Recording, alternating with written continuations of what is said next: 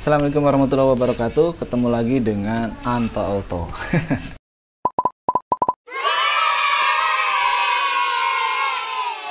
Kali ini saya akan memperagakan gimana sih kita mencari tahu sebuah RPM dari sebuah motor gitu ya. Di sini kita lihat ya RPM-nya adalah ya. Di sini kita ngelihat tulisannya sudah agak buram, mohon maaf ya. RPM-nya adalah tertera 2850 RPM. Tapi kita ingin tahu aktualnya berapa RPM-nya ini, gitu ya. Oke, jadi caranya si mesin pompa ini. Nah, kita tempelin kayak gini di kipas. Kemudian kipasnya diputar dan nanti si benda ini disangkutkan ke tangan atau apapun lah ya. Nah, jadinya itu akan ada rekaman bunyi kayak gini. Oke. Nah, kayak gini ya contohnya. Nah, kemudian rekaman itu kita download, kita upload ke PC. Selanjutnya kita buka namanya Audacity. Nah, software ini sebetulnya software untuk memodifikasi audio ya. Tapi selain itu juga kita bisa gunakan untuk mengukur RPM. Caranya kayak gini. Kita download file yang tadi, kita buka dengan Audacity seperti ini. Ini akan muncul audionya seperti ini. Ini waktu saya ngomong. Berapa sih sebetulnya aktualnya? Kemudian di sini, oke, kita lihat di bagian sini. Nah ini, oke. Sebentar. Nah, kita lihat di bagian, kita cari audio di bagian yang saat dia membaca kipas yang disangkutin ke tangan itu ya. Nah, ini kayaknya ya. Ini coba kita. Oke.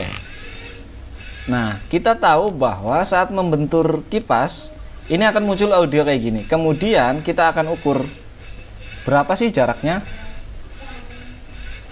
Kita ukur gini.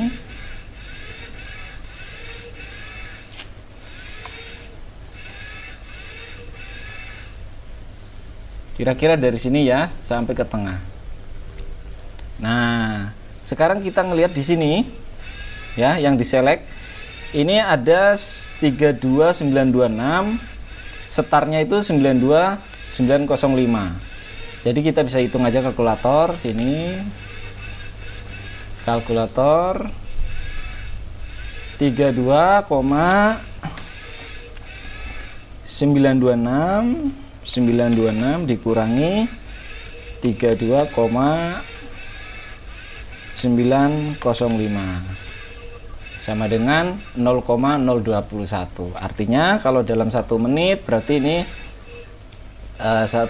satu detik berapa kali? Kira-kira 1 dibagi 0,021 sama dengan 47 putaran per detik.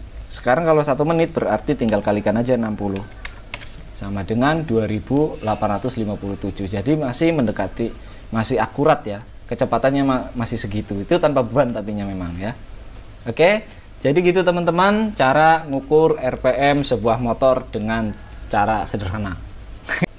Jadi buat teman-teman yang suka membuat alat-alat segala sesuatu, orang Indonesia ini canggih-canggih ya otaknya, bisa modifikasi alat menjadi alat itu gitu. Tapi persoalannya ketika kita ingin memproduksi itu menjadi produk yang diproduksi secara massal, kita butuh yang namanya spesifikasi.